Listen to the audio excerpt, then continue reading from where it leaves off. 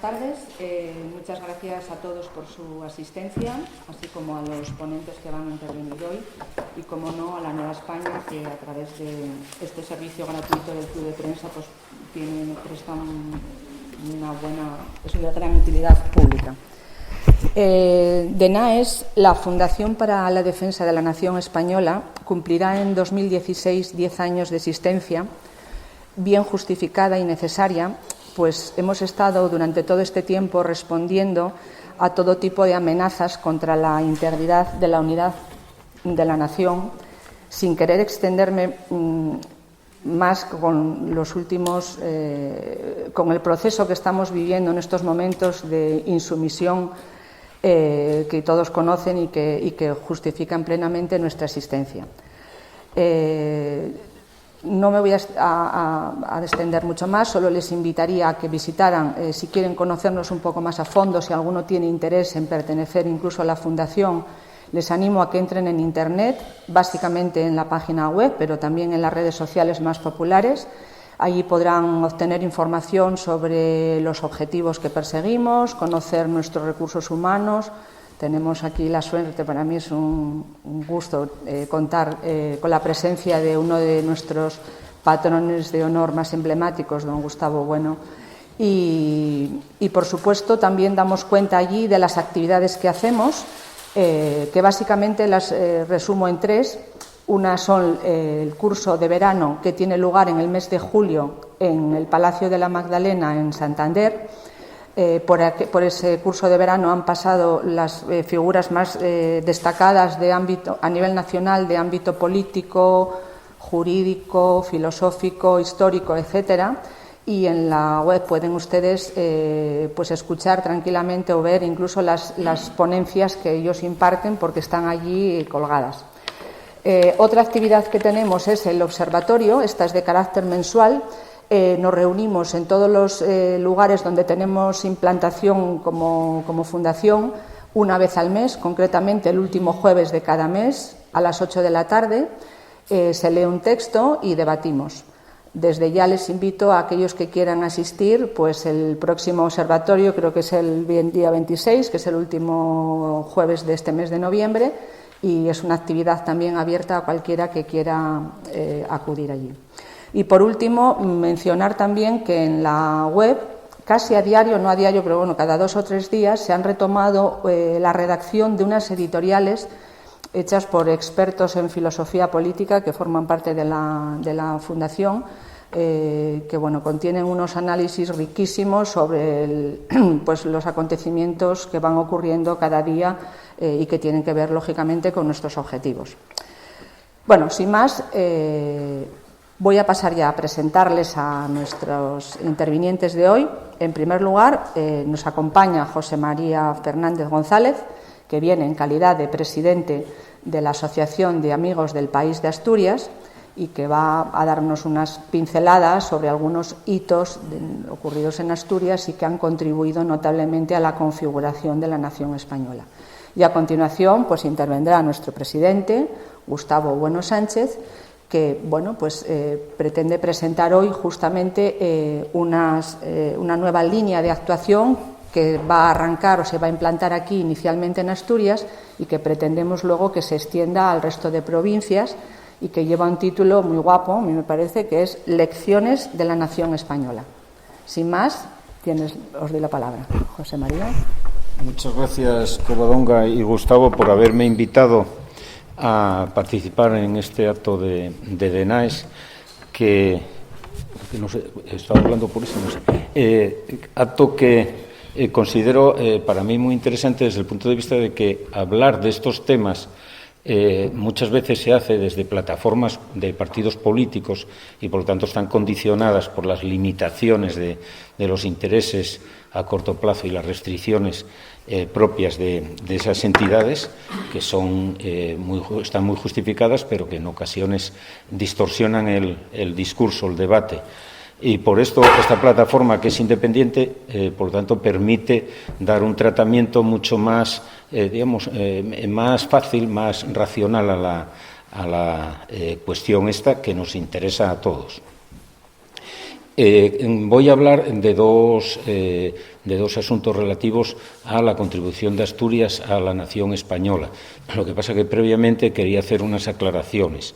Cuando me refiero a la nación española, no me voy a referir en ningún momento a la nación étnica, al nacionalismo identitario, porque yo entiendo, y no soy el único, hay personas que lo tienen muy estudiado y otras muy relevantes que tienen estudiado que se trata de planteamientos que son en alguna forma irracionales, de irracionalismo, ¿no?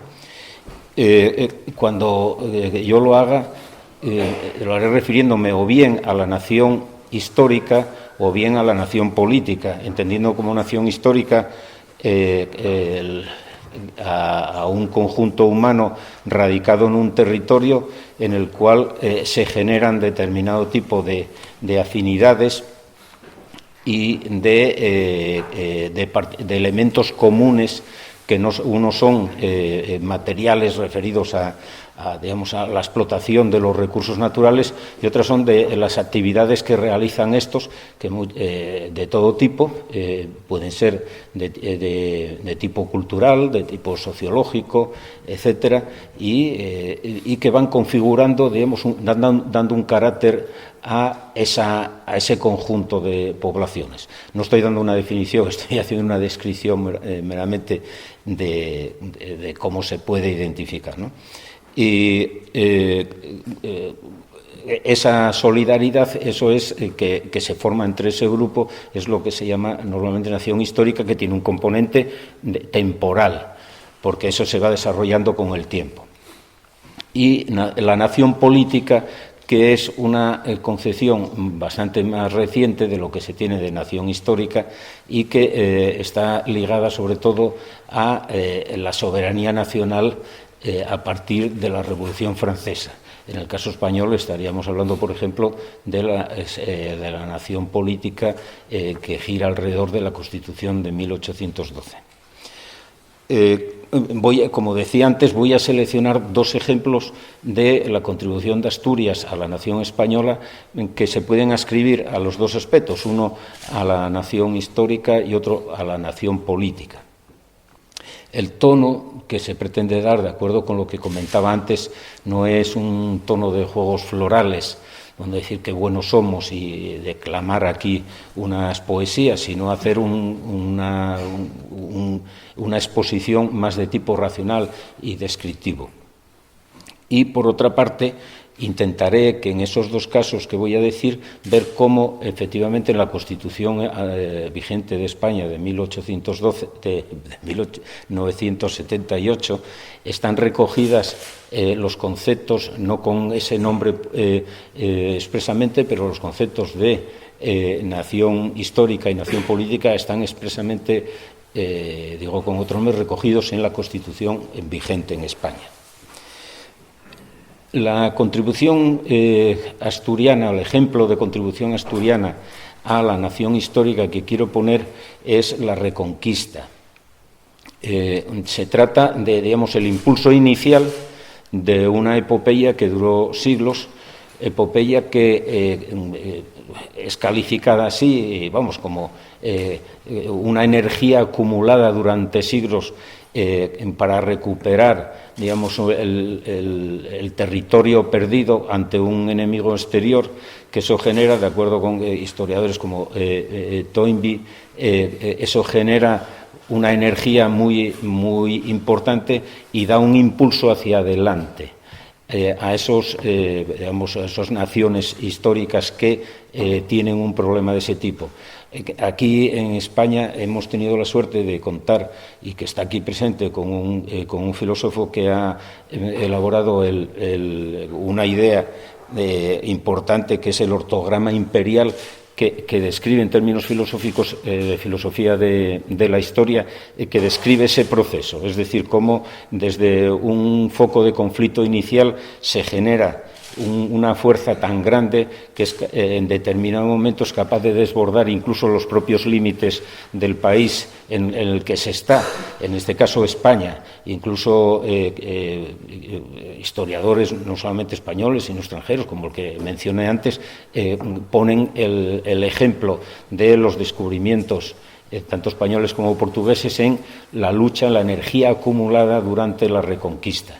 Entonces, a partir de ahí se genera, lo que dice el profesor Bueno, un ortograma imperial, y eso hay una vinculación, y digo vinculación expresa, no es una vinculación que haga yo ahora, que me invente yo ahora, que me imagine, sino esa vinculación está hecha por incluso autores extranjeros, como decía antes. Claro, a partir de ese momento se genera,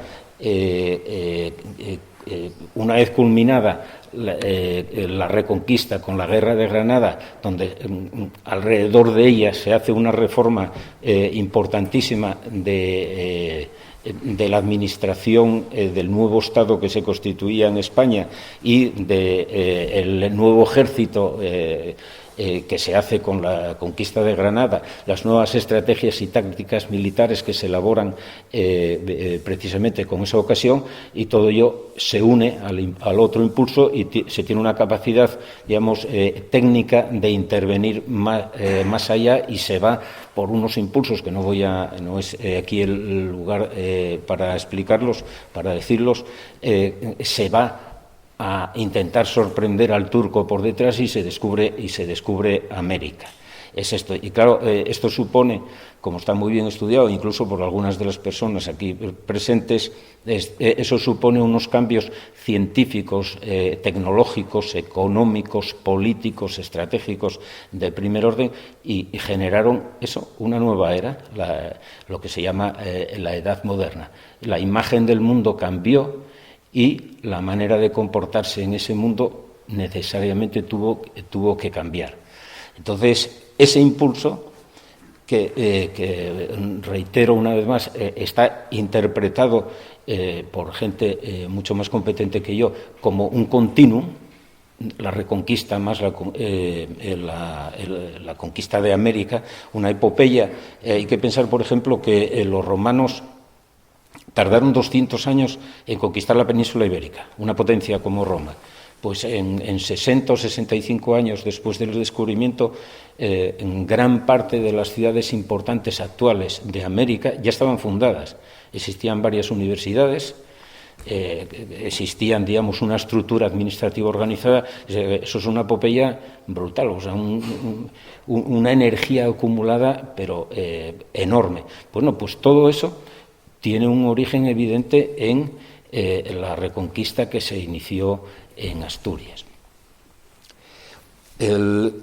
La nación histórica a la que me refería yo viene también reflejada en la Constitución española. Quería poner este apéndice para decir que esto tiene un trasunto constitucional, que es cuando en el artículo 1 se dice: España se constituye en un Estado social y democrático de derecho. Está diciendo el artículo claramente que España tiene una realidad con independencia previa a la existencia del Estado concreto en el que estamos. Digamos, existe una realidad histórica que se puede observar con los criterios que decía antes, que está ahí, y con independencia de la formulación política concreta que adopte. En el segundo supuesto de contribución de Asturias a la nación española, interpretado en el sentido político, lo que decía antes de la soberanía nacional derivada de la nueva concepción de la Revolución Francesa, que también viene recogida en la Constitución, en el punto 2 del artículo 1, dice: la soberanía nacional reside en el pueblo español. Y también, de una forma más indirecta, en el artículo 2, que dice: la Constitución se fundamenta en la indisoluble unidad de la nación española. Aquí también se está diciendo que la nación española es previa a la Constitución, pero cuando dice indisoluble unidad está refiriéndose también a una cuestión importante de tipo político, es decir, la nación española es la soberana enlaza con el punto 2 del artículo 1, es la soberana y la soberanía no puede ser divisible. Esto es una idea, yo creo que es importante a tener en cuenta por los ciudadanos. La soberanía no es divisible. No puede haber dos soberanías en un mismo sitio. Bueno, pues esta idea de soberanía arranca también, a mi manera de ver, la nueva concepción de la soberanía nacional. Arranca del pronunciamiento del 25 de mayo de 1808 por la Junta General en Oviedo.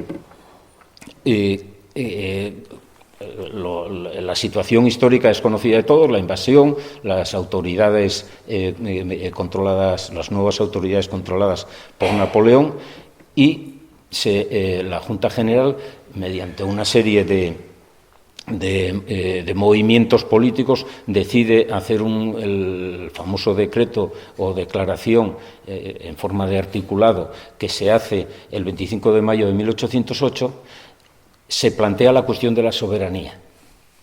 En aquel momento había dos concepciones de la soberanía allí presentes en la Junta General que chocaban.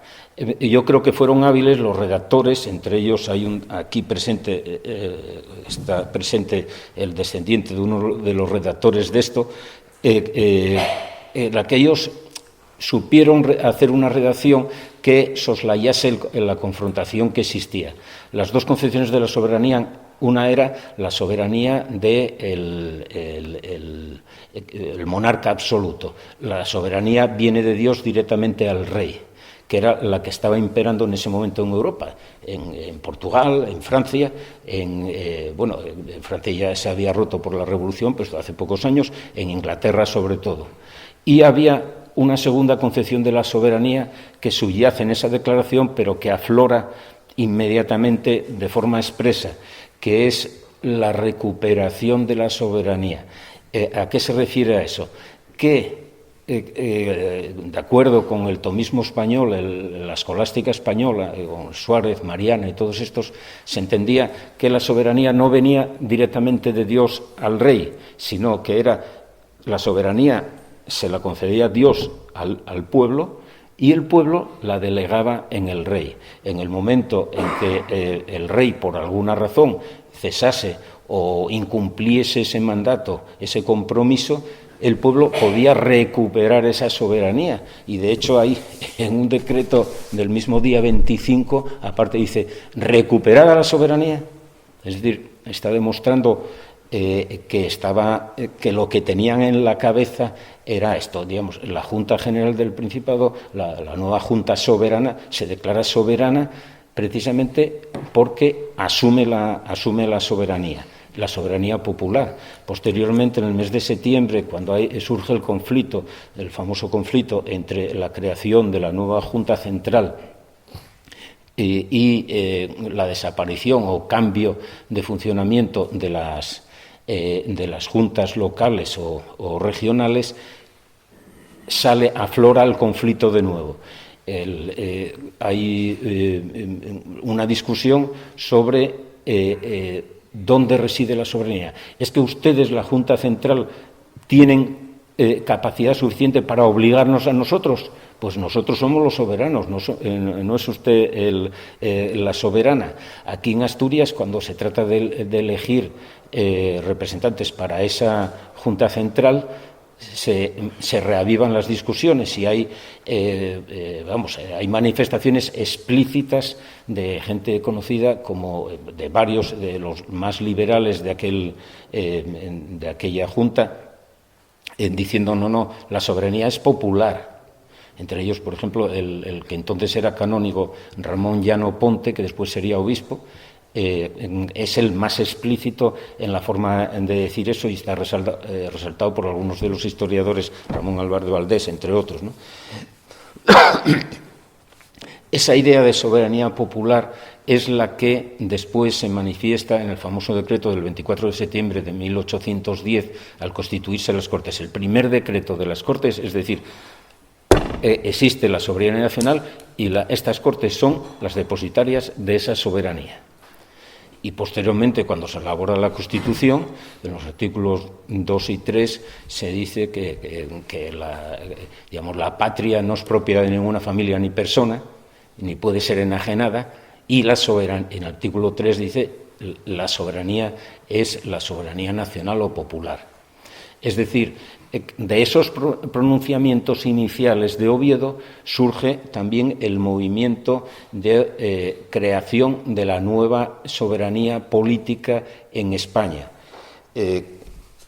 Esto está también muy tocado por otro asturiano que no había participado en la Junta General, pero que estaba muy influenciado por varios de los miembros de la Junta General, sobre todo por Flórez Estrada, que es Agustín Argüelles, el riosellano, que es el autor del discurso preliminar, aunque eran él y otro diputado catalán, precisamente, eran los autores, el que de verdad redactó el discurso preliminar, que es una especie de un primer tratado de derecho constitucional, el primer tratado de derecho constitucional que se hizo en España, porque no es un preámbulo de una página, en la edición que yo conozco son como 60 páginas explicando todo el desarrollo de la Constitución. Pues claro, se parte de la declaración de la soberanía. Yo creo que esto es lo que quería decir. No sé si creo que he sido en el tiempo suficiente, he explicado suficientemente lo que pretendía, pero no quería alargar más porque interesa que hable ahora el presidente de la Fundación.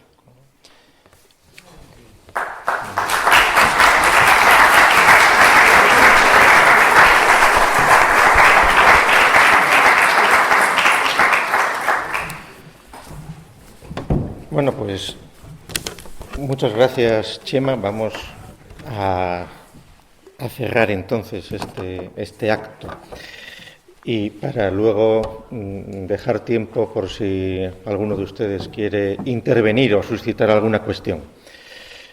Efectivamente, como decía Covadonga, la Fundación DENAES cumple 10 años en febrero del año que viene. Se gestó en el mes de diciembre del año 5 y se puso a andar en el mes de febrero. En el intermedio hubo un pequeño problema en el registro del nombre, porque cuando se quiso registrar como Fundación para la Defensa de la Nación Española hubo una impugnación por parte del gobierno del momento, porque constitucionalmente la defensa de la nación española corresponde al Ministerio de Defensa o al Ejército. Entonces tuvimos que llamar a la Fundación DENAES, en sigla, pero Fundación para la Defensa de la Nación Española, DENAES. Entonces así se resolvió legalmente el asunto. Bueno, en sus primeros años de funcionamiento, hace 10 años, recuerdan todavía uno de los principales asuntos que laceraba a España era el terrorismo y sus secuelas. Ahora, desde hace unos años, ya parece que eso ha quedado totalmente atrás y, sin embargo, los problemas de la nación son cada vez mayores, con la ventaja, si se quiere, de que lo que se venía larvando desde hacía mucho tiempo, ya desde hace un par de años se ha expresado y ahora ya está abiertamente un proceso secesionista en marcha. La Fundación DENAES es una fundación política que defiende políticamente a la nación española, pero que pretende mantenerse a una escala apartidista, porque no depende de ningún partido, e incluso desde hace 3 años hemos renunciado a todo tipo de subvenciones. La Fundación DENAES, que tiene su sede actualmente en Madrid, pero tiene personas trabajando en Santander, en Asturias, en Madrid, se mantiene estrictamente de las donaciones que hacen los amigos de la nación, y eso le da una ventaja a la Fundación de tener una independencia y de tener también unos compromisos y una obligación ante los amigos de la nación y ante el conjunto, digamos, de la sociedad civil y de la ciudadanía por la atribución que los fundadores de esta institución hemos hecho al autodenominarnos Fundación para la Defensa de la Nación Española. En este sentido, aunque, como ha dicho Covadonga, solemos tener una atención continuada en los editoriales, etcétera, al día a día de lo que va sucediendo en el suceder político del momento, lo que somos conscientes es que uno de los principales problemas a medio y largo plazo que atraviesa España es un desprecio absoluto por la propia España, por la propia nación española, por todo lo que suene a patriotismo, por todo lo que suene a reivindicar las glorias de España, diríamos, en términos clásicos, como diría Feijóo, por ejemplo, que se debe ese desprecio a muchas causas y donde hay muchos responsables, seguramente muchos de ellos por pura incapacidad o por puro seguidismo, pero de hecho lo más frecuente, y todos estamos ya acostumbrados a sufrirlo, pues hasta hace muy poco decir simplemente la palabra España o mostrar la bandera de España o hablar de patriotismo o hablar de nación española, pues era algo que sonaba a las arcaicas cavernas del pasado y cosas así, una cosa que no pasa en cualquier otro país, pero que en el caso de España es sorprendente y es muy interesante analizarlo, está muy analizado también, pero no se resuelve nada con analizar las causas, sino que hay que ver cómo se puede resolver o salvar esa situación. A esa situación se ha llegado por varios caminos. Uno es la voluntad ideológica promovida desde la época de la transición y antes de intentar fragmentar a España en sus partes, en el conjunto de autonomías, y también la otra disolución de España en Europa, en la Unión Europea. Estos son dos, y en el caso de España esto se advierte que se ha hecho con una hazaña especial y las consecuencias, porque ha estado movido fundamentalmente por una voluntad secesionista de algunas de las partes, un proceso que todos conocemos, pero por una dejadez también por parte de quienes no debían haber decaído en sus obligaciones. Es verdad que la Constitución del 78 mantiene una ambigüedad y unas contradicciones internas notables cuando se habla de nación, cuando se habla de nacionalidad, cuando se hablan de las autonomías, que sí que permite pues la situación que estamos viendo hoy y en nuestros días, que el Tribunal Constitucional acepta trámite, pero luego se inhibe, no quiere mojarse, que estamos viviendo en una situación de tirarse la pelota, de dejar que vayan los acontecimientos desencadenándose, creyendo que así se va a resolver algo, cuando la Constitución no es la solución perfecta para nada, porque no cabe duda que se siguen creando estados nacionales y cada vez más, aunque muchas ideologías hablan de integración, etcétera, etcétera, ¿no? Es decir, en la ONU hay ahora más estados nacionales que hace 60 años. Y en los últimos años se han creado varios estados nacionales más o menos artificiosos, con conflictos latentes, pero que todos lo conocemos. Es decir, perfectamente cabe imaginar el escenario de que una parte de España se dote de una constitución propia, se constituya, se declare independiente, con la forma que sea, con una monarquía adscrita a una familia particular, como puede ser los Pujol, o una república, y seguramente si se da ese paso, enseguida habrá una serie de estados nacionales que reconozcan esa situación y, sin duda, aunque muchos crean que Europa es una solución para evitar la secesión, probablemente, si se llegara a dar ese caso, habría una reunión maratoniana de la Unión Europea dentro de 2, de 3 años, se pasarían un fin de semana reunidos y acabarían reconociendo a esa nueva república con todos los derechos europeos, etcétera, etcétera. Y ese es lo que están totalmente calculando los ideólogos que están planteando la secesión, porque las constituciones se crean, se cambian, se modifican, y cuando se dice, no, es que hay que buscar soluciones políticas, hay que dialogar, no. Si nos atenemos a la Constitución del 78, la unidad de la nación es indisoluble, etcétera, etcétera, y entonces, claro, hay un momento en que alguien tendrá que dar un aldabonazo, que habrá que tomar alguna medida violenta, salvo que la pasividad sea tal que nadie haga nada, y entonces se produzca la solución que les he esbozado antes.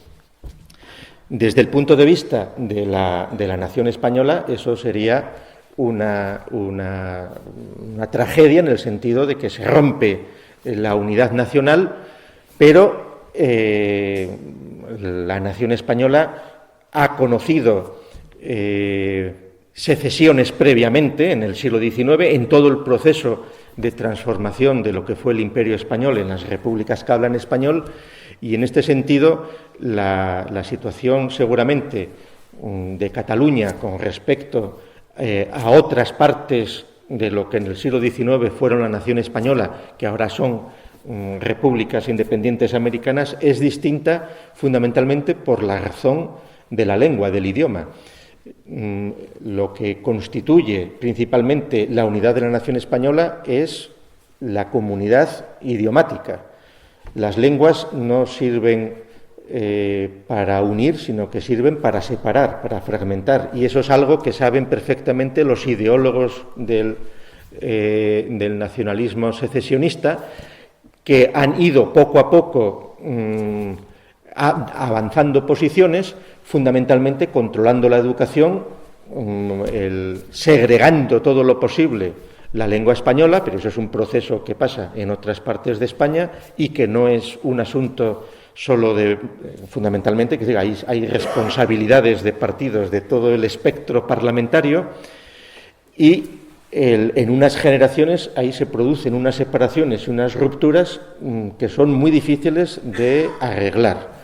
Es decir, la posibilidad de resolver el conflicto en el que actualmente estamos inmersos pasa necesariamente por un golpe de timón en la ordenación nacional de determinadas cuestiones, como es la educación, como es una historia común, como es el respeto de la lengua española y la no discriminación por vía lingüística de ningún ciudadano español en ninguna parte de España, etcétera, etcétera. Sabemos que durante 30 años se ha hecho todo lo contrario, y no ha habido prácticamente actuaciones por parte de quienes podían haber embridado el proceso por el terreno de la inspección educativa, por el terreno de la no discriminación y de las condiciones particulares beneficiosas para los que vivían en determinadas regiones en función de la lengua, cuando no la exigencia de tener una lengua que no sea la española, al margen de que, por supuesto, que con esto no hay que pretender en absoluto ninguna persecución de las lenguas regionales, etcétera, etcétera, pero lo que no se puede hacer es en una nación discriminar por cuestión de la lengua. Eso no hay otros ejemplos en otros sitios, y por ahí sí que se va a la ruptura nacional. Ni que decir tiene que en el caso de España las dificultades también se incrementan en el momento en el cual, aunque la Constitución también dice que todos los españoles son iguales y todas estas cosas, en realidad todavía lastramos vestigios de una revolución liberal incompleta, digamos, desde el momento en que hay cupos y en que hay fueros, etcétera, etcétera, que afectan a unas partes de España y no a otras, lo cual pues es bastante contradictorio en un concepto moderno de unidad nacional y de un Estado donde todos los ciudadanos tienen igualdad de derechos, de deberes, etcétera, etcétera. Y en este sentido, desde DENAES vamos a intentar a partir del mes de enero potenciar por todo España crear instrumentos que faciliten el conocimiento de la historia y el reconocimiento de hitos y de lecciones que en distintas partes de España, distintos personajes, hitos, batallas, hechos, han servido para constituir la nación española y para intentar hacer frente a todas unas campañas que olvidan absolutamente esta historia o que bien la han reinterpretado de manera absolutamente torcida desde perspectivas puramente ideológicas, europeístas o locales. Y esto, inclusive, cuando se habla, por ejemplo, de las interpretaciones, pues qué sé yo, de la batalla de las Navas de Tolosa y cosas así, que donde en el centro de interpretación de la batalla de las Navas de Tolosa, tal parece que fue una especie de diálogo de pueblos mediterráneos que estaban reajustándose, tal, pelillos a la mar, cosas así. Bueno, pues claro, con ese tipo de interpretaciones, bueno, por supuesto, desde una escala andaluza, claro, unos desajustes absolutamente fantásticos, pero donde hay la responsabilidad grande está en toda la ideología de las autonomías, en buena parte del gremio de los historiadores y cuentistas mercenarios de los intereses de las autonomías, etcétera, etcétera. Porque con muy poco dinero se puede lograr absolutamente dirigir totalmente los intereses y las consignas que se tienen. Es decir, fíjense solo todo el proceso de la llamada memoria histórica que puso en marcha el presidente Zapatero en muy pocos años, en 6 años, gastando el Estado solo 25 millones de euros, que es una cantidad ridícula, es medio Niemeyer o 100 metros de autopista.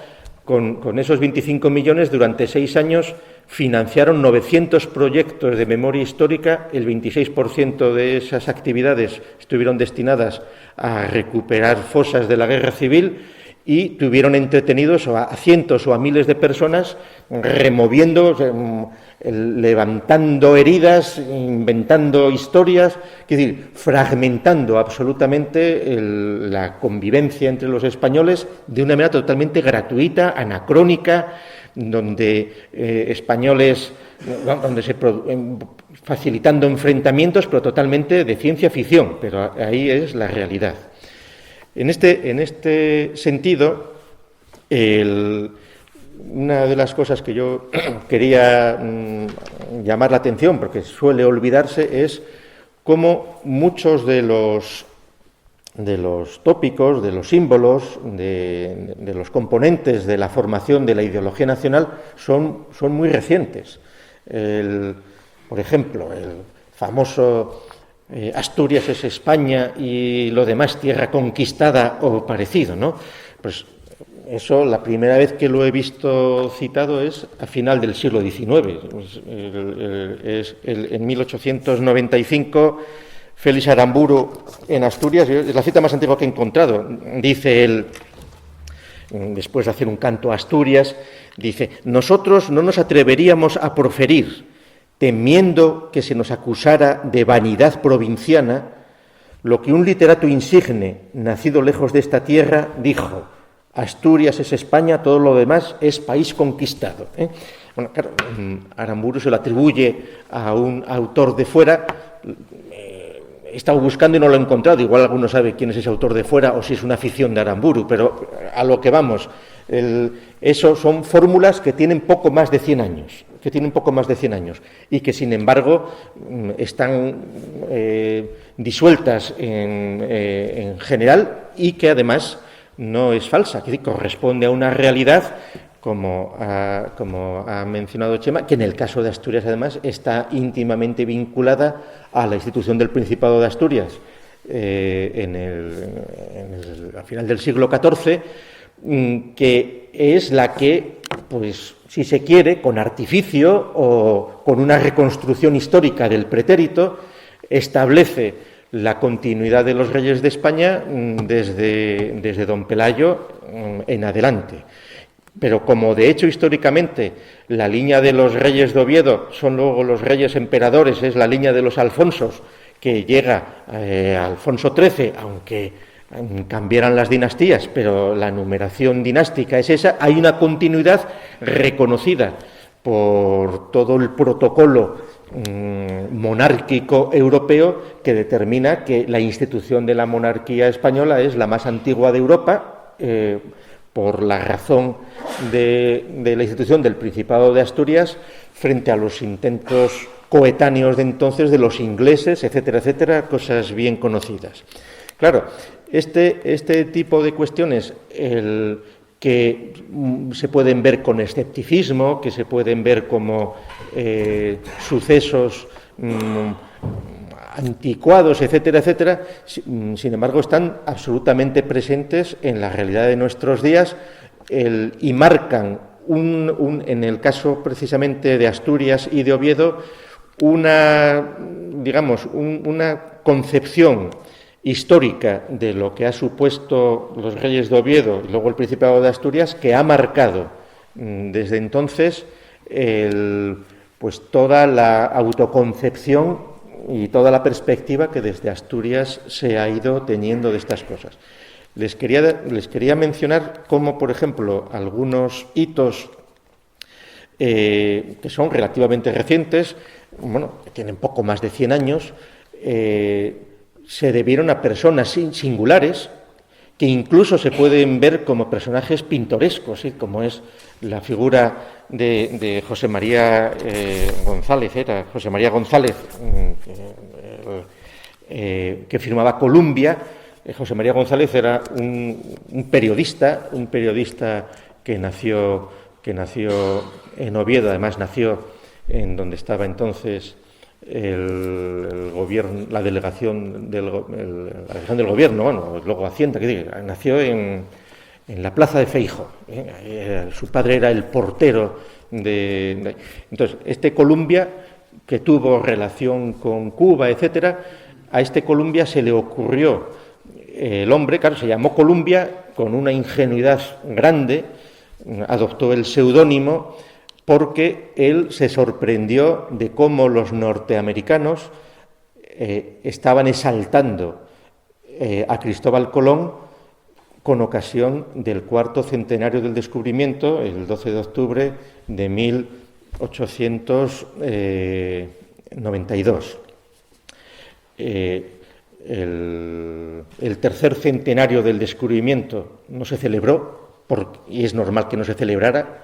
Es decir, las conmemoraciones de centenarios, de hitos, son sobre todo del siglo XIX, es decir, es cuando se conforman las naciones políticas, es cuando se reconstruyen las historias nacionales en todo el mundo, y la conmemoración de Colón la hacen por todo lo grande en Estados Unidos, pero la hacen contra España. Es decir, celebrar a Colón desde el punto de vista norteamericano es un modo de adular a los italianos y de quitar importancia a España, la gesta del descubrimiento, haciendo figurar como héroe cultural a Colón, un italiano, con lo cual los norteamericanos, en pleno conflicto que iba a llevar a la invasión o a la guerra de Cuba, se apuntaban a lo latino, a lo hispano, cogiendo el testigo que Francia, desde mediados del siglo XIX, había querido adoptar al incorporar el rótulo de Latinoamérica, para no utilizar Hispanoamérica o luego Iberoamérica, porque así con el Latinoamérica entraba Francia y entraba Italia, pero quedaban segregados los anglosajones. Claro, entonces, la operación de Estados Unidos, muy hábil, es ensalzar a Colón. Empiezan a celebrar el Día de Colón el 12 de octubre y Columbia, que en Cuba había visto aquello, cuando está en Cádiz en las conmemoraciones de las Cortes de Cádiz, propone que el día 12 de octubre debería ser feriado en las naciones que hablan español. Esa idea germinó y comenzó rápidamente a operar, y fue un asturiano, el que era pues San Pedro, el ministro de Fomento entonces, el que tuvo la lucidez suficiente como para darse cuenta que era ridículo celebrar el Día de Colón, y dijo, no, lo que hay que celebrar el 12 de octubre es el Día de la Raza. El Día de la Raza, no entendido, diríamos, como se entendía raza hace 100 años, como luego se diría, pues cultura, o el día el sentido racista de raza se incorporó después. Columbia, él siguió con sus historias pero fíjense dos cosas más que hizo Columbia. Columbia, en el año 15, hace 100 años, fue el que propuso celebrar el centenario de Santa Teresa y que fuera feriado el Día de Santa Teresa, y lo consiguió. Y luego el mismo Columbia fue el que propuso celebrar el 12 centenario de la batalla de Covadonga. Todos han visto el monumento a la reina que hay subiendo a los lagos de Covadonga, que se hizo cuando se conmemoró el centenario en el año 17.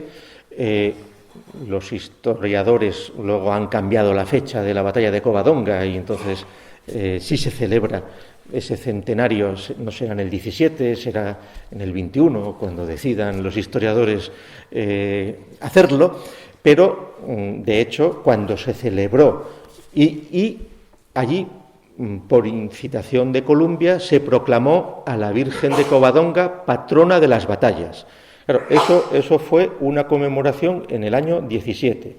Bueno, la Virgen de Covadonga no era patrona de Asturias. El patronazgo de la diócesis y de la catedral es San Mateo y Santa Eulalia.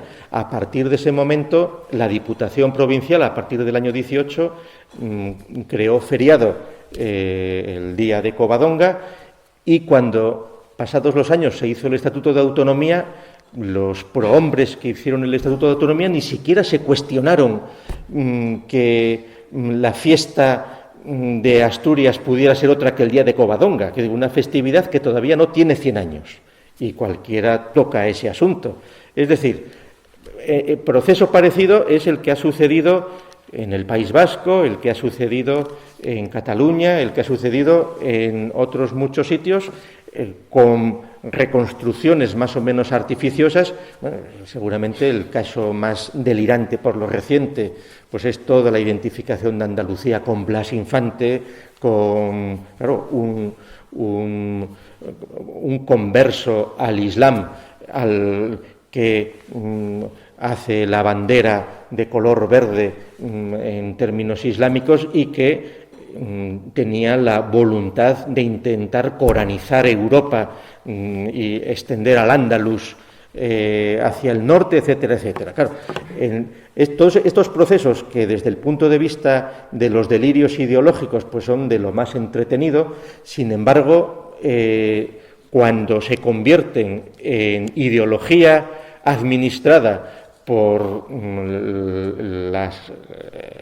las comunidades autónomas, los partidos locales existentes, etcétera, etcétera, llevan a una situación absolutamente ridícula, porque entonces resulta que la reivindicación de las glorias nacionales, la reivindicación de la historia de España, la reinterpretación del lugar que España ocupó en la historia universal, en América, etcétera, etcétera, queda totalmente de lado, con un autodesprecio hacia la labor histórica de España que no tiene parangón en otros sitios. Es decir, aquí es todo lo contrario. La leyenda negra famosa, que con ese rótulo pues, lo introduce principalmente Emilia Pardo Bazán, pero que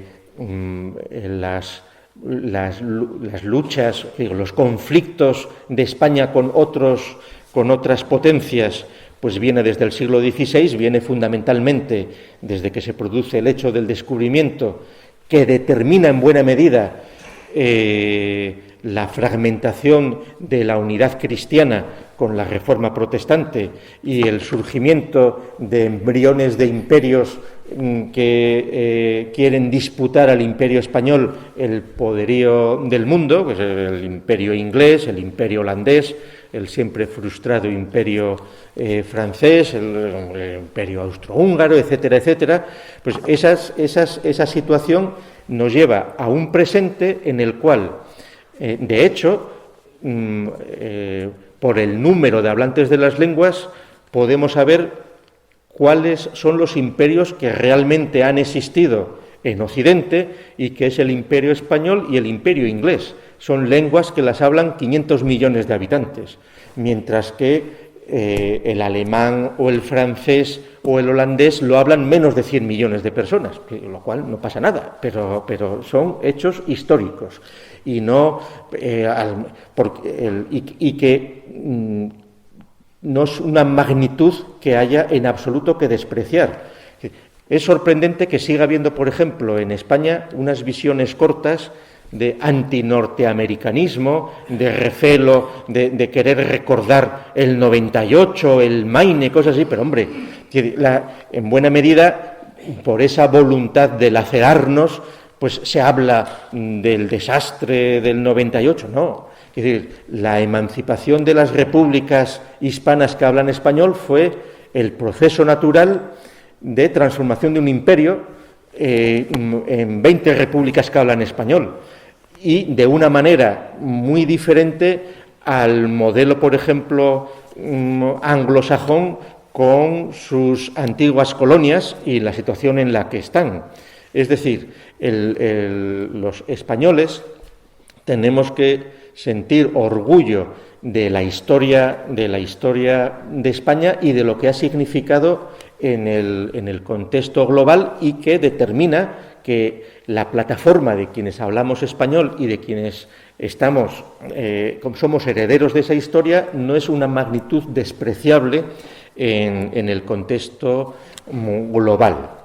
Máxime en unos momentos de grandes reajustes geopolíticos, donde hace 25 años que desapareció la Unión Soviética, los bloques propios de la Guerra Fría ya no existen, pero es que en esos procesos han ido emergiendo otras realidades que están ahí, y que hay 4.500 millones de hombres que viven en Asia, y que en la India hay 1.300 millones de personas, y en China hay 1.300 millones de personas, etcétera, etcétera. Y que el Islam pues son 1.200 millones. Entonces, hay unas realidades totalmente distintas, y aquí estamos perdiendo el norte con fragmentaciones que, vistas a una escala global, dan la risa. Es decir,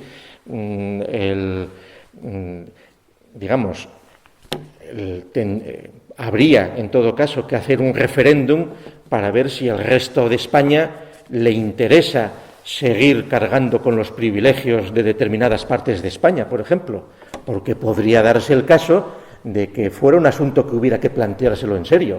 Es decir, porque no hay por qué tener fetichismos de unidades nacionales y cosas así, si la resultante va a ser perjudicial para el resto del país, porque hay una parte que quiere sacar ventaja chantajeando al resto de la nación, etcétera, etcétera.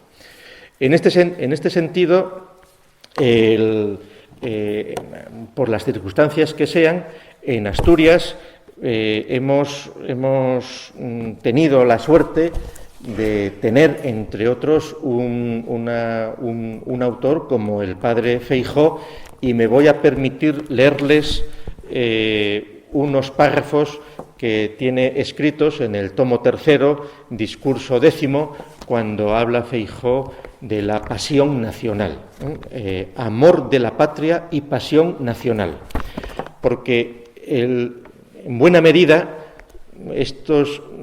este diagnóstico que Feijóo, que es un hombre de Iglesia, que conoce perfectamente los mecanismos que están también operando no a la escala de la nación política, sí de la nación histórica, pero también de las realidades de la dialéctica entre las órdenes religiosas, entre las provincias religiosas y las competencias entre unos y otros, cuando habla de pasión nacional, dice: mas la pasión nacional de que hasta aquí hemos hablado es un vicio, si así se puede decir, inocente. Dice, la pasión. Cuando habla de... Bueno, lo que ha estado hablando es refiriéndose a la pasión nacional, digamos, a una escala de naciones históricas. Ha estado hablando a la escala de Francia, de Italia, de Inglaterra.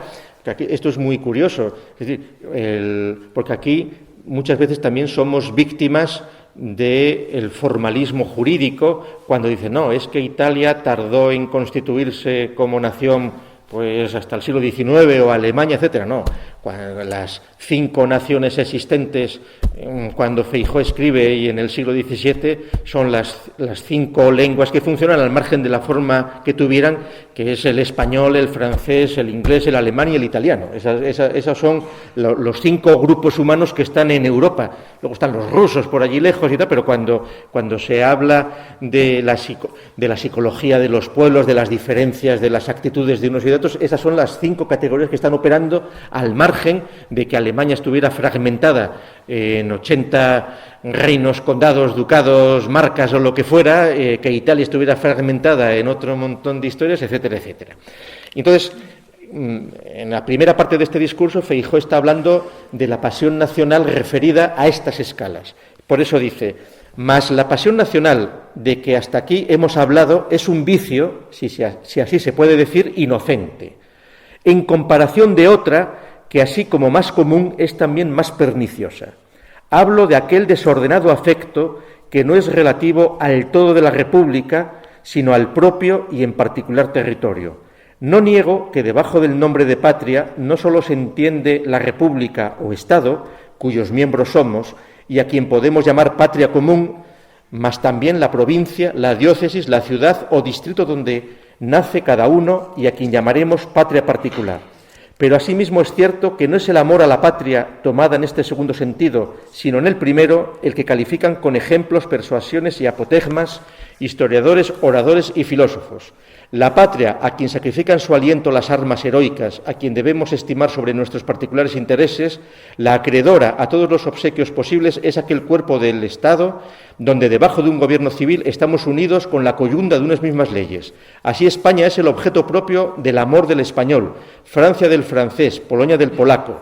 Esto se entiende cuando la transmigración a otro país nos lo haga miembros de otro Estado, en cuyo caso éste debe prevalecer al país donde nacieron, sobre lo cual haremos abajo una importante advertencia. Las divisiones particulares que se hacen de un dominio en varias provincias o partidos son muy materiales para que por ellas se hayan de dividir los corazones. El amor de la patria particular, en vez de ser útil a la República, le es por muchos capítulos nocivo, ya porque induce alguna división en los ánimos que debieran estar recíprocamente unidos para hacer más firme y constante la sociedad común, ya porque es un incentivo de guerras civiles y de revueltas contra el soberano, siempre que, considerándose agraviada alguna provincia, juzgan los individuos de ella que es obligación superior a todos los demás respectos el desagravio de la patria ofendida.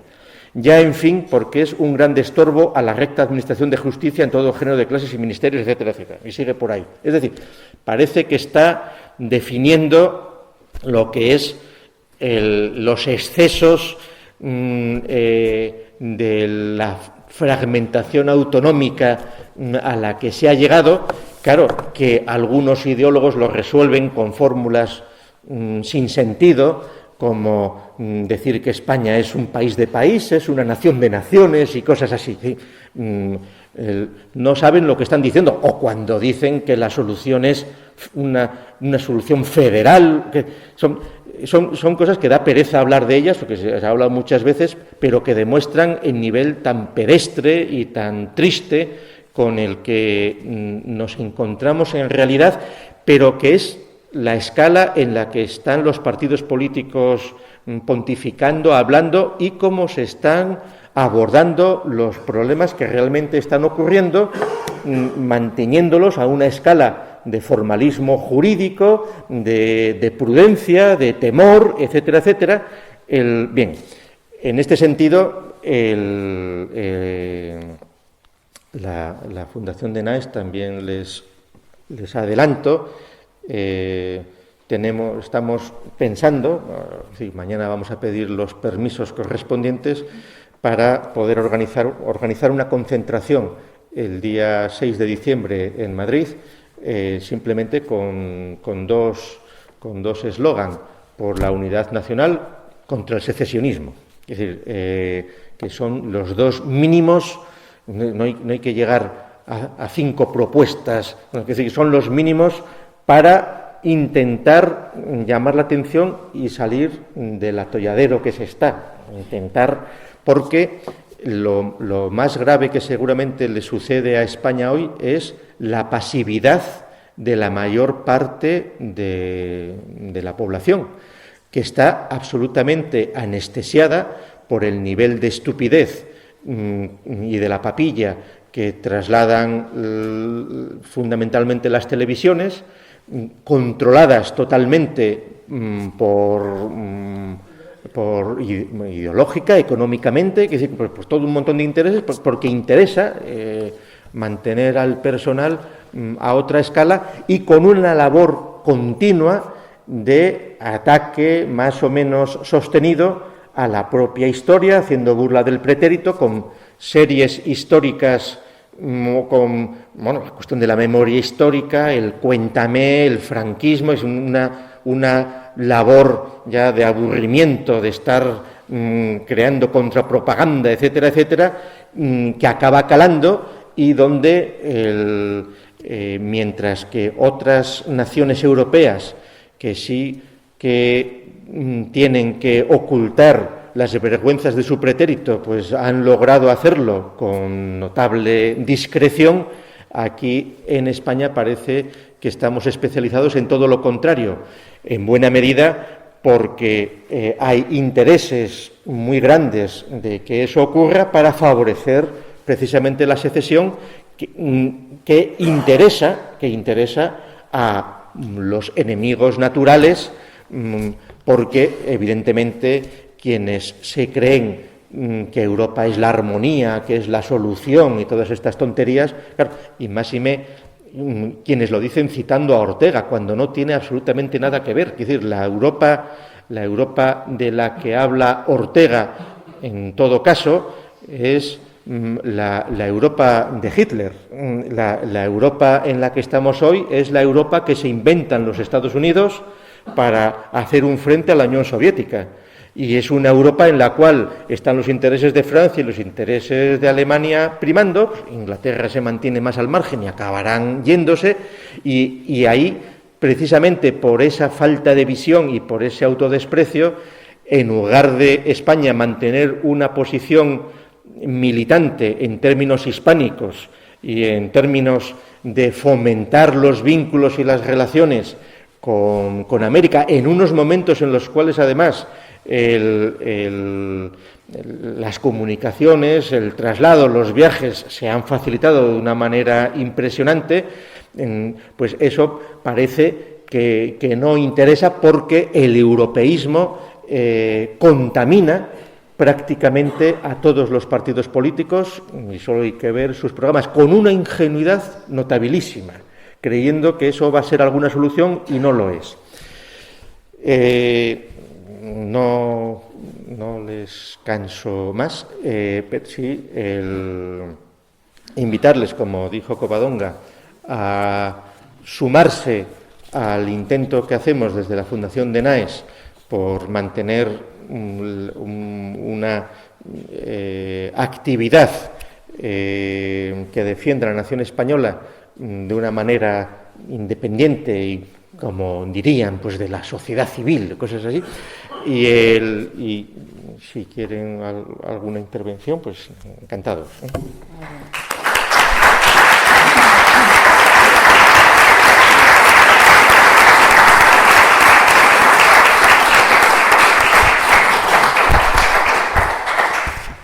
Bueno, pues si alguien quiere plantear alguna cuestión, Julián.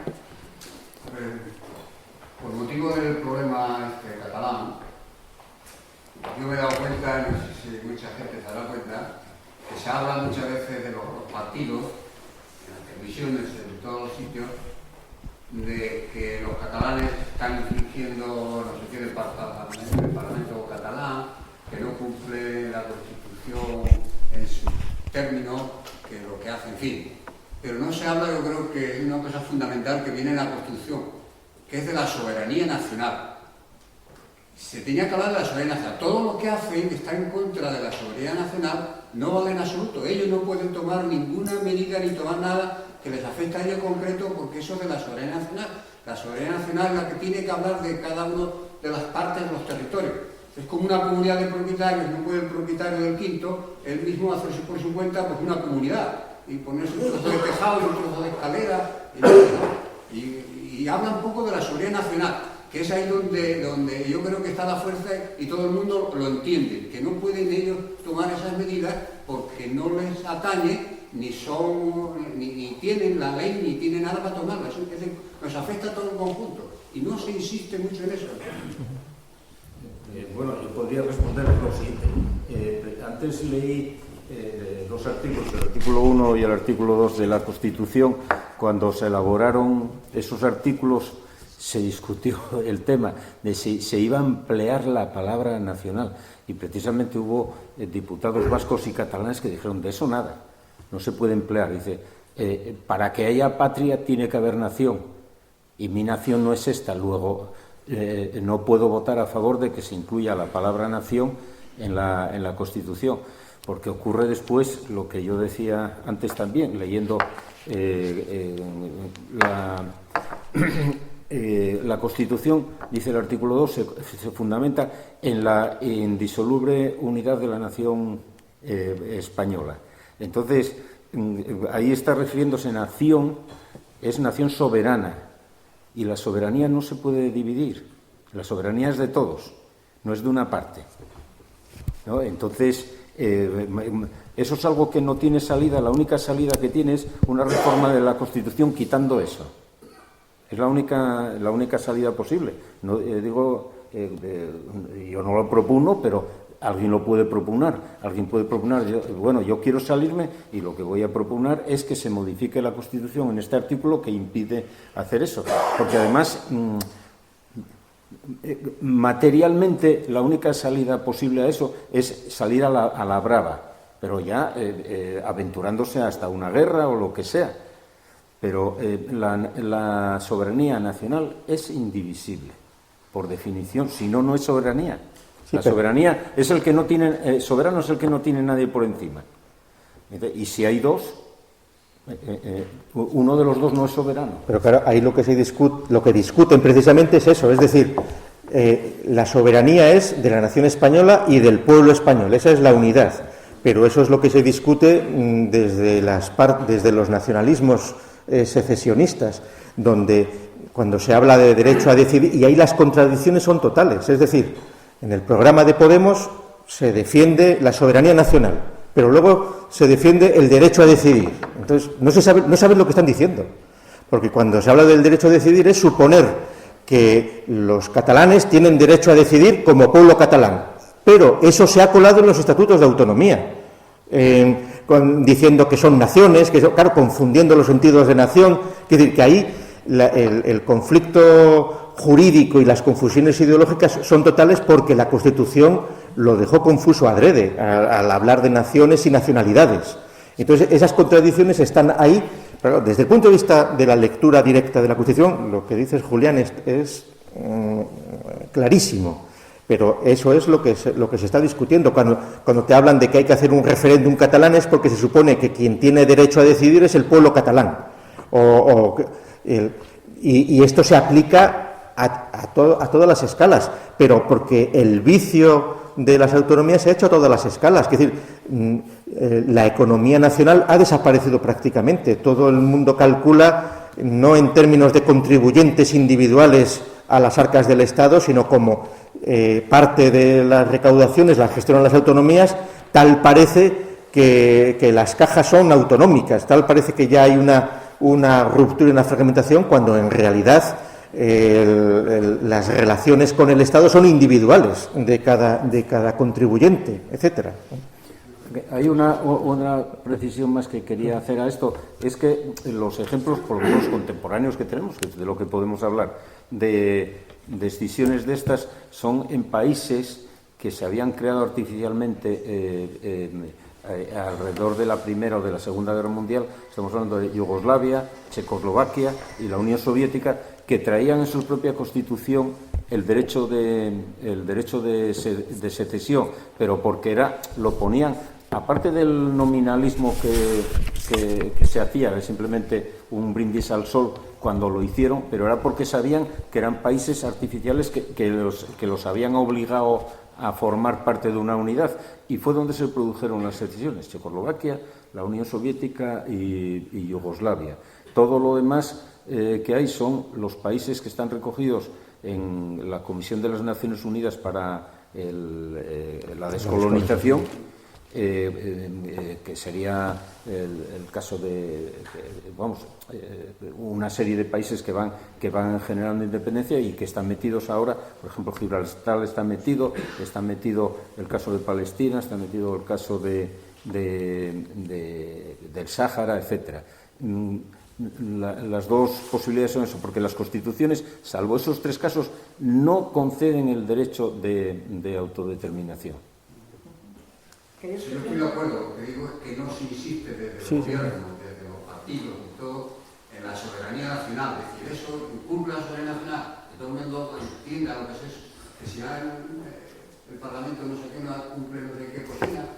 Pero ¿sabes por qué también no se incide en eso? Porque en muchos la ideología europeísta va en contra de la soberanía nacional. De hecho, no hay que olvidar que aquel fracasado intento de Constitución Europea suponía una cesión de la soberanía nacional en términos europeos. Aquello fracasó totalmente. Claro, pues era una cesión de la soberanía que se podía recuperar en cualquier momento, ¿no? Pero esa ideología está operando a muchas escalas, y lo grave es que esa es una ideología que es casi la oficial en muchos de los funcionarios públicos del Estado.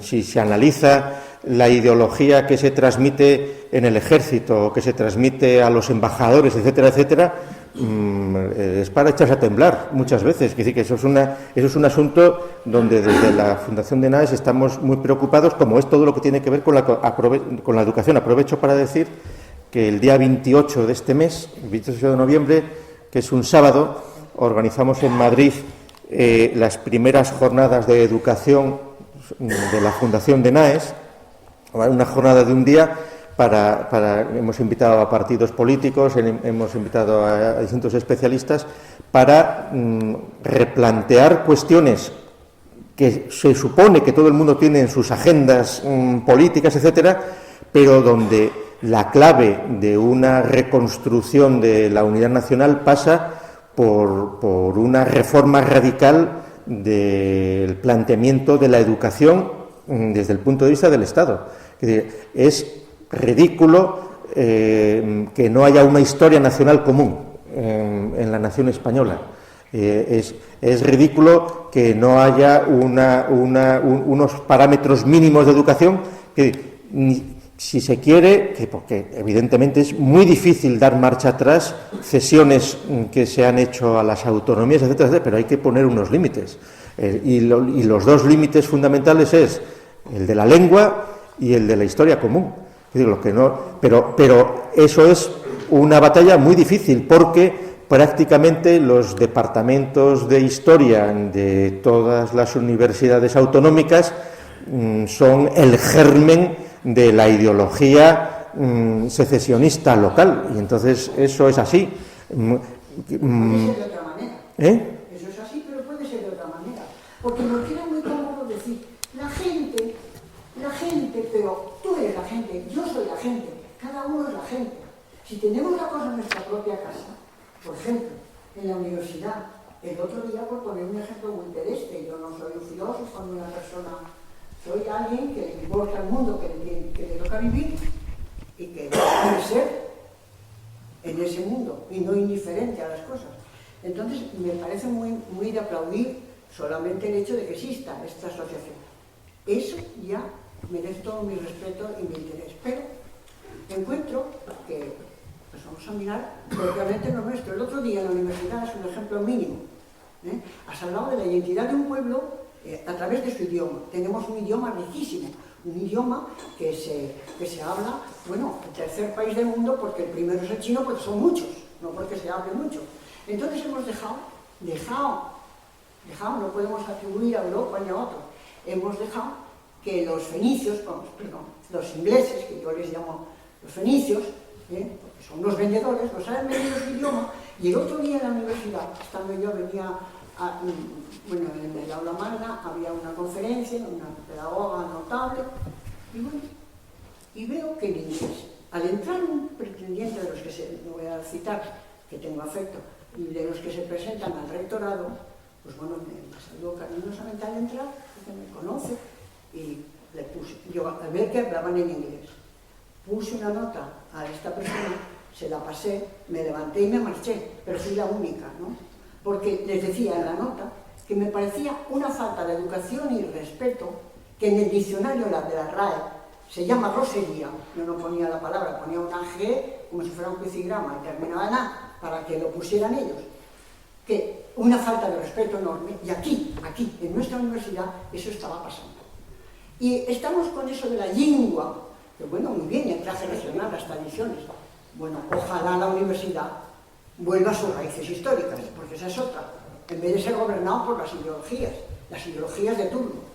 Y aquí pasivos, si vamos a Madrid y vamos a Europa, ¿por qué no podemos conservar en Europa nuestra identidad, que fue la idea de los fundadores? A mí me parece eso bueno, pero conservando la propia identidad, enriqueciéndonos cada uno con lo que tenemos de diferente, porque somos diferentes. Ni los gemelos del mismo óvulo son iguales. Y hay que defender esa diferencia, pero para aportar y aprender del otro lo que tiene de diferente, no para combatir al diferente.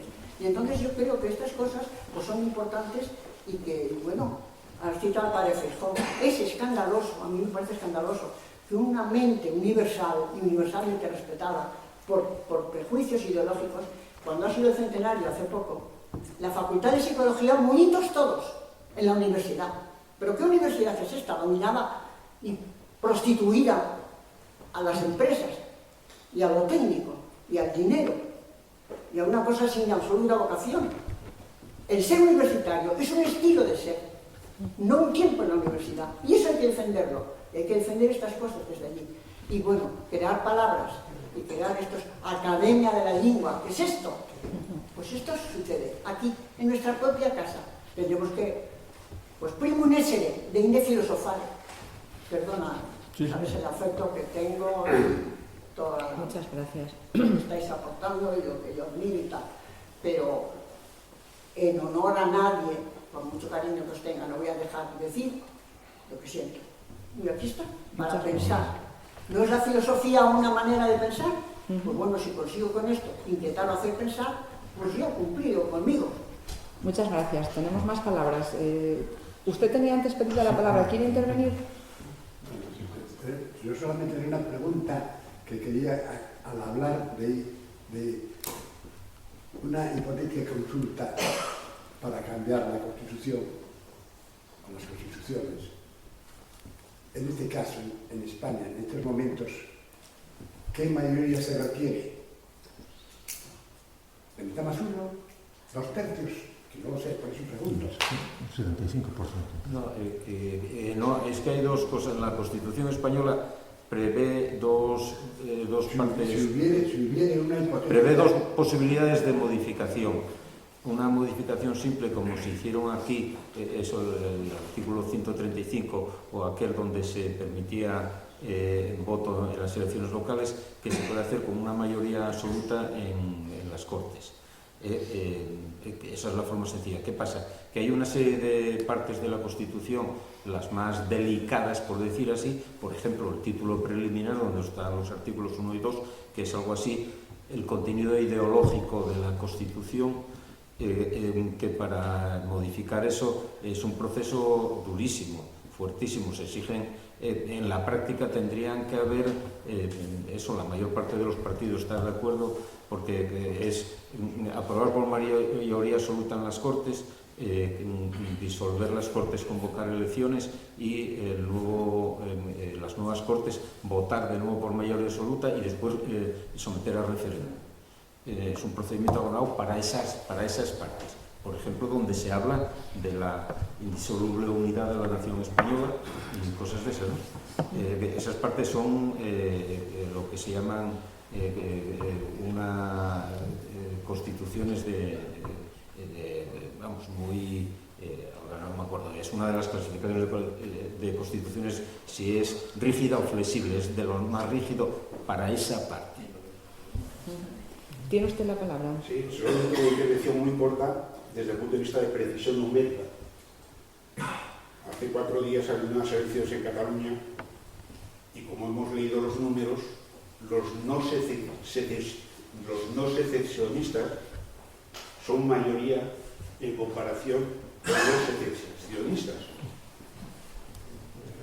¿Cómo se puede decir entonces que los catalanes son secesionistas? Los catalanes son no secesionistas. Sí. Pero eso en todos los procesos políticos sucede. Es decir, hay un porcentaje elevadísimo de indiferentes, de cobardes, de pasivos, que dejan hacer a los otros. Y en buena medida ese indiferentismo es culposo y culpable y es responsable de lo que va sucediendo. Efectivamente no se puede generalizar los catalanes, y de ahí todas, pero sí que, pero seguramente todos los procesos siempre han sido así, es decir, que de hecho partes muy pequeñas de una población son las que han promovido grandes cambios, etcétera, etcétera, y luego va el pro común detrás. Y esos datos, vamos, la lectura que yo particularmente hago de las últimas elecciones catalanas es que la situación es mucho más preocupante de lo que muchos han querido decir, calculando, pues no es tanto, no, es que son muchas personas, pero es normal porque son muchísimos años de propaganda, es decir, hay generaciones enteras de votantes que están envenenados desde hace 30 años en su concepción de la realidad y que por mecanismos absolutamente conocidos de adulación que se acerca al racismo, al suprematismo, a la diferencia, a la superioridad y entonces esos escolares ya conformados con esas ideologías en el odio al otro, en el resentimiento, etcétera, dar marcha atrás eso es un proceso tan largo como el que ha provocado este asunto. Es decir, que en ese sentido la situación no es de no retorno, en el caso, por ejemplo, de Cataluña, y yo creo que menos en el País Vasco, por una razón sencilla, y es porque el vascuence es una lengua mucho más compleja y entonces lo tienen mucho más difícil. Pero la situación es de un retorno muy difícil, porque exigirá mucha voluntad política, mucha fuerza para ir desmontando toda esa tarea que fundamentalmente se ha hecho en la ideología, en la lengua, en la educación, en el odio, etcétera, etcétera. Quien está enfermo ideológicamente no se cura, hay que esperar a que se muera. Y entonces sanear esos cientos de miles de españoles enfermos que hay en algunas partes de España llevará mucho tiempo si es que se puede hacer. Otra cosa es el escenario de futuro que podría darse ahí. Claro, hay personas optimistas que analizan, por ejemplo, el caso que pasó, por ejemplo, en Irlanda y con el gaélico, efectivamente, la lengua se utilizó para alcanzar la independencia nacional, pero una vez que se alcanzó, la propia naturaleza de las cosas determinó que esa lengua ha ido en declive y que hablan todos inglés, que era lo que hablaban, etcétera, etcétera. Claro, pero eso no es algo que deba dejarnos satisfechos. En el caso de Cataluña, probablemente antes de abrazar el español como segunda lengua, abrazarán el inglés o el francés o el árabe, porque al fin y al cabo no hay que olvidar que una de las políticas suicidas que los políticos catalanes han hecho es impedir o poner trabas o no favorecer la inmigración hispanoamericana, porque no se catalanizaba, pero favorecer notablemente la inmigración islámica a Cataluña, porque la inmigración, poniendo oficinas en el norte de África, etcétera, y hay 500.000 de musulmanes en Cataluña catalanizados.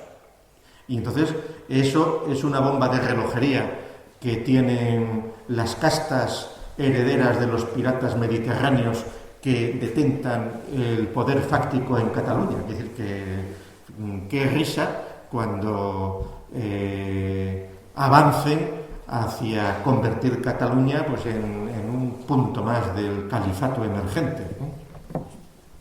Perdona que insista. Sí. Creo que no es justo que las personas en esa zona de España que estamos comentando están luchando con una valentía increíble y son mayoría. Desde fuera de Cataluña se les ve de esa manera que se les califica los. No, vamos a ver. No. Pues mira, en la Fundación de Naes, patrono de honor es Francisco Caja, por ejemplo. Sí, pero hay que decirlo de otra manera. No puedes decir los catalanes. No, vamos a ver. No, numéricamente no puedes decirlo. Sí, no. Si estamos hablando de pero propiedad. por supuesto. Pero cuando comúnmente hablamos de los catalanes, en general es la ideología dominante que están ahora haciendo un pulso en el Parlamento y que a ver cómo se resuelve, con la ventaja para ellos de la fragmentación y del enfrentamiento increíble de los supuestos partidos nacionales. Es decir, aquí lo ridículo es que desde hace muchos años PSOE y PP no estén acordes en una política de tipo nacional. Entonces, eso es en buena medida porque tanto el PSOE como el PP son partidos que en realidad ya no existen como partidos nacionales, porque se fueron fragmentando en partidos autonómicos que tienen figura propia. Y entonces el PSC, bueno, y además genéticamente el PSC en Cataluña no es el PSOE, tiene otra evolución, pero de hecho ese es un error que por unas razones y por otras está afectando a los que eran partidos nacionales, y esa es la ventaja que pueden tener otros partidos que sí que se presentan realmente como nacionales. Pero tienes toda la razón. Efectivamente, en DENAES tenemos muchos amigos en Cataluña. La Fundación DENAES hace muchas actividades en Cataluña. Patrono de honor es Francisco Caja, que llevan una tarea titánica para intentar defender los derechos lingüísticos, etcétera, etcétera, y que no caen en el desánimo, pero donde se encuentran con una situación absolutamente de cerco por todos los lados, institucional, en las universidades, en las instituciones, en todo, en las amenazas que se reciben, que los métodos casi de terror con los que está operando el secesionismo, multando por rotular en español, etcétera, etcétera, son cosas que lo ve una persona desde fuera y no se lo cree. Y en buena medida es porque ha habido una dejación durante mucho tiempo y se ha creído ingenuamente que cediendo, dándoles más ventaja, que se iba a conseguir algo. Y bueno, ahora parece que ya estas medidas prudenciales, porque la solución tampoco es sencilla, quiere decir que seguramente en el momento de tensión actual aquí se está viendo a ver quién comete primero un error que pueda permitir una intervención más radical desde el punto de vista de inhabilitaciones, etcétera, o de insumisiones y que tenga que llevar a cabo pues disoluciones institucionales o lo que sea. Pero las medidas económicas que se van ahora, al parecer, a poner en marcha para que sea el Estado directamente el que el dinero se pague a las farmacias, etcétera, no a través, porque lo curioso es que todo el nivel de favorecer la secesión a base de canales de televisión, de financiar instituciones que llevan años y años trabajando, todo eso ha salido de presupuestos públicos. Todo ha salido de presupuestos públicos. Claro, ahí la situación viciada de España es el Foro Vasco, la situación navarra. Es una situación muy difícil donde, de hecho, está rota una política económica nacional, por mucho que haya mecanismos de salvaguarda de las diferencias regionales, etcétera, pero eso son historias, Y entonces, pero vamos, ese tipo de problemas a estas alturas ya son casi anécdotas, porque ahora en estos días, pues como es obvio, se ha alcanzado ya un nivel de claridad en los planteamientos. Hombre, leyendo a Feijóo, cuando Feijóo en plena monarquía hace sinónimo república de Estado, pues claro, pues muy bien, pues viva la República Catalana, pues muy bien, la cosa pública, es que es la República, la autonomía, es decir, en el sentido de república, pero claro, en el caso de España, como se mezcla ese mito de la república frente a la monarquía y tal, pero ¿qué república? Es decir, pues seguramente el drama principal de España es la confusión ideológica y la falta de formación política generalizada. Y eso afecta a todos, en las universidades, en los partidos políticos, en los medios de comunicación, y sobre todo la frivolidad y el humor con el que se toman muchas cosas y con el que se hacen burla de cuestiones que no se puede hacer burla, porque son cuestiones esenciales desde el punto de vista nacional. Y eso pero claro, los diagnósticos están. La dificultad es cómo enfrentar esa realidad, y no es nada sencillo. Y lo que podemos hacer nosotros, pues bien, son cosas que se pueden hacer, pero tampoco digo que sean inútiles, porque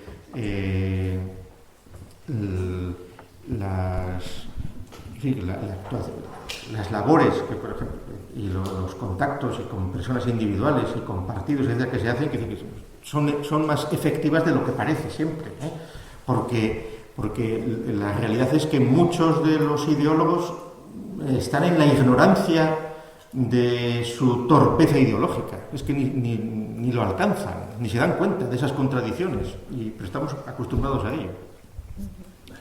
Muy bien. Una cosa rápida a propósito de lo que decías ahora, y dos cosas que yo creo, Gustavo.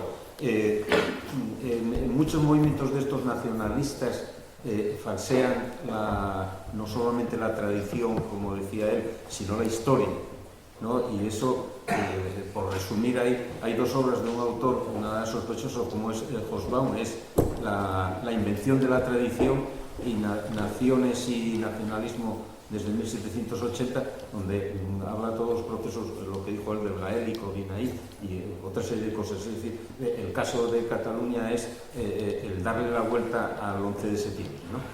Pues se falsea a conciencia porque es una parte de la lucha política. de esto. Y ya digo que en esas dos obras de Hobsbawm, Naciones y Nacionalismos de 1780 y La invención de la tradición, pero se detalla, pero con infinidad de casos a nivel global, de supuestos de esos, de cómo se inventa la tradición y se falsea la historia.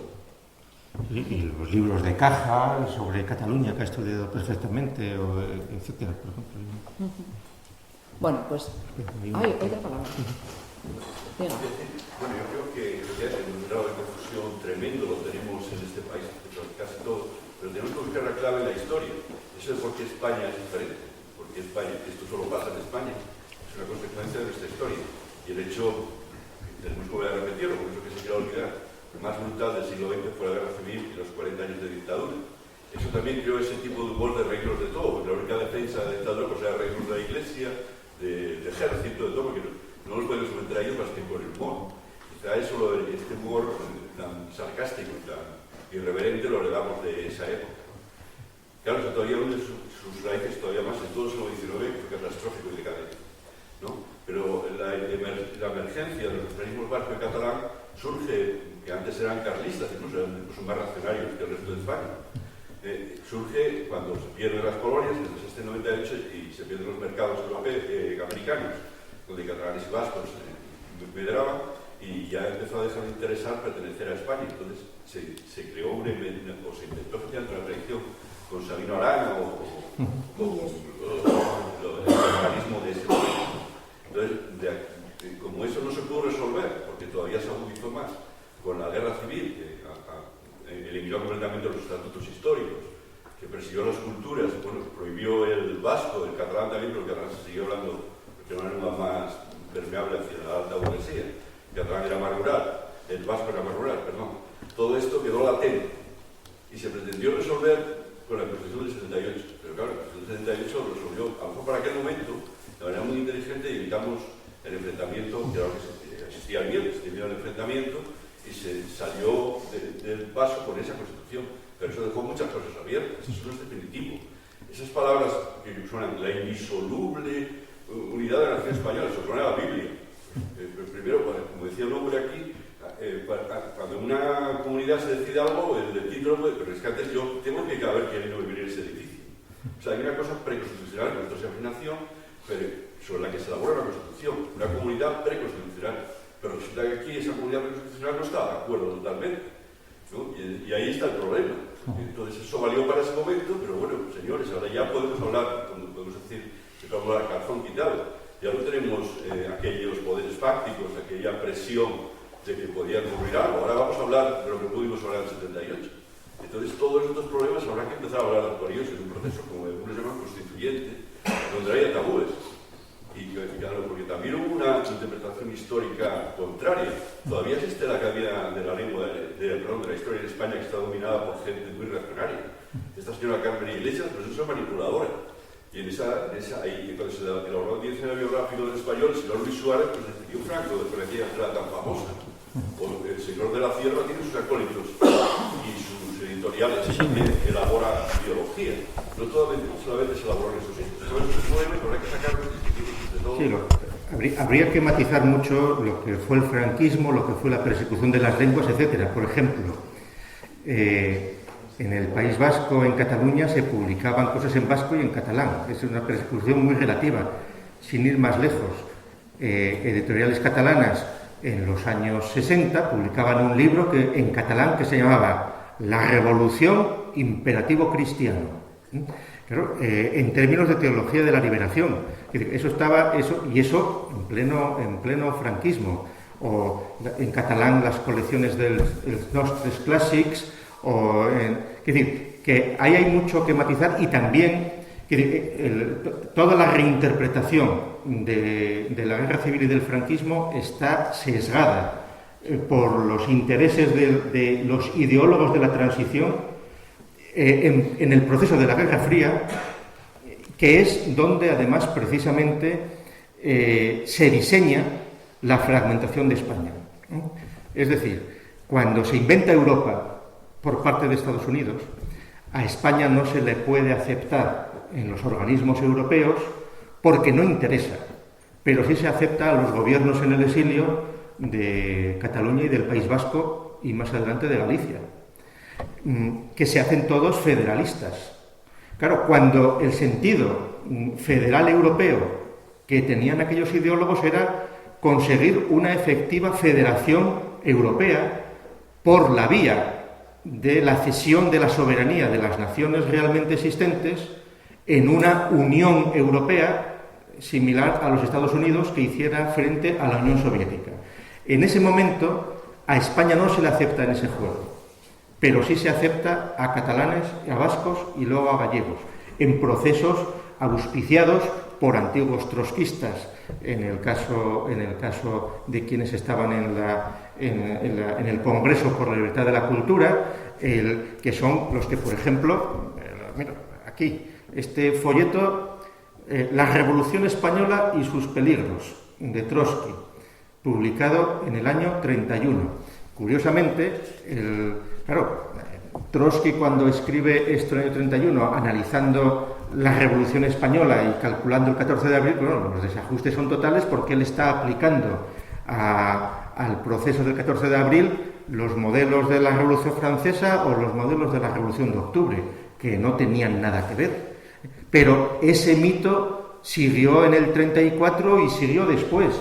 Curiosamente, este folleto, la revista Comunismo, que sale en el 31, órgano teórico de la oposición comunista en España, es decir, de los trotskistas dentro del PC, por si ya que estamos en Oviedo, hay que decir que redacción y administración de la revista Comunismo, año 31, estaba en la calle Jesús II de Oviedo, que es la casa esta que hace esquina en la plaza del Ayuntamiento, donde luego durante mucho tiempo estuvo el MC ahí, que no creo que tuviera nada que ver. Pero vamos, y entonces, pues esto, la Revolución Española y sus peligros. ¿Qué sucede? Que España preocupaba mucho a los ideólogos europeos por el potencial que podía tener España y que se calculaba que podía tener como por su vínculo con América, etcétera, etcétera. Y por eso interesaba esa fragmentación en la cual colaboró eficazmente toda la estructura más reaccionaria de la Iglesia Católica, etcétera, etcétera, como usted ha dicho.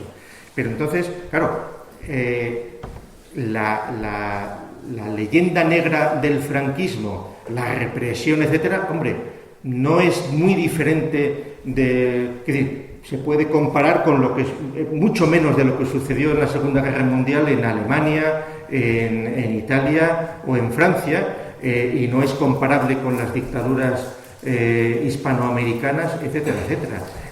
Y sí, que no había libertad de partido, es decir, el general de Gaulle dio un golpe de Estado en Francia, y el régimen autoritario del general de Gaulle, pues nadie dice nada, es un héroe de la resistencia y de la libertad.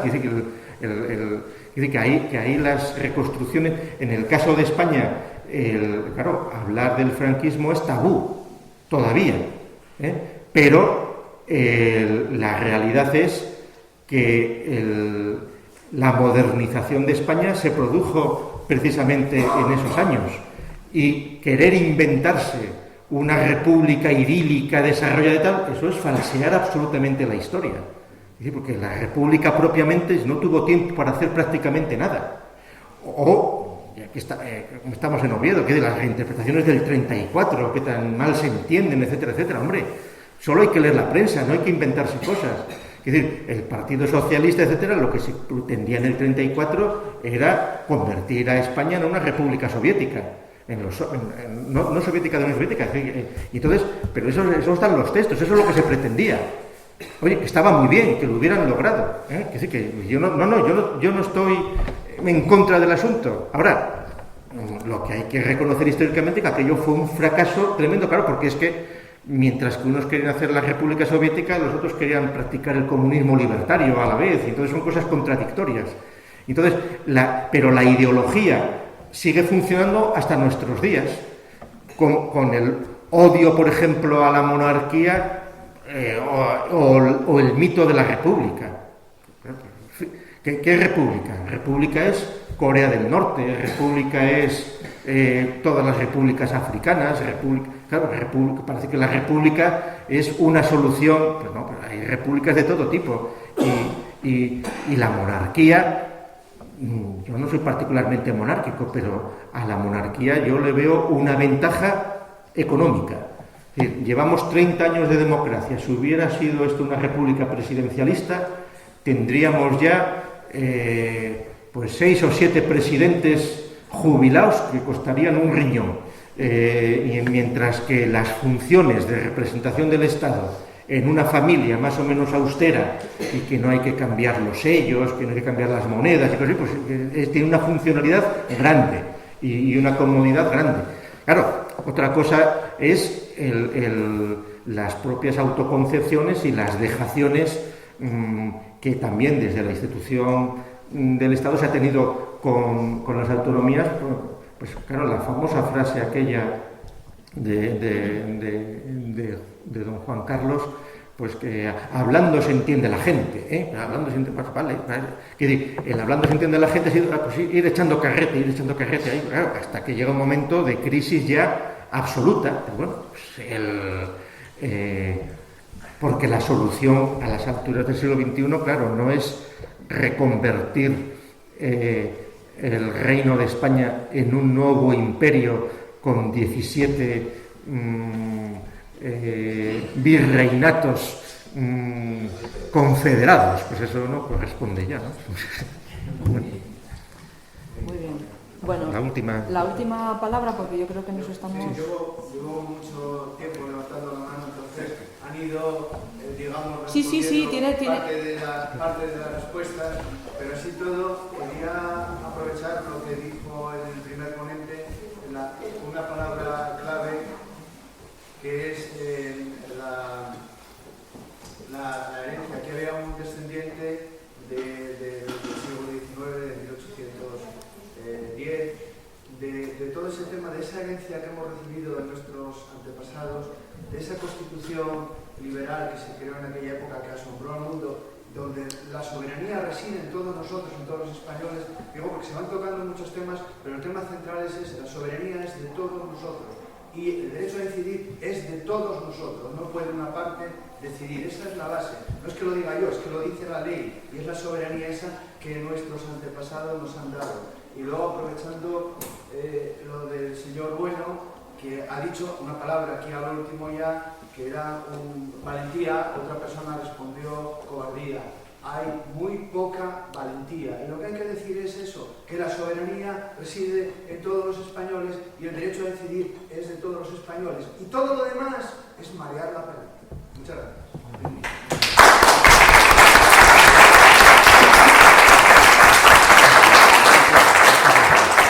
Bueno, pues muchas gracias a todos por su asistencia y bueno, si quieren animarse a colaborar con nosotros, ya saben, la Fundación DENAES en internet pueden contactar con nosotros. Gracias.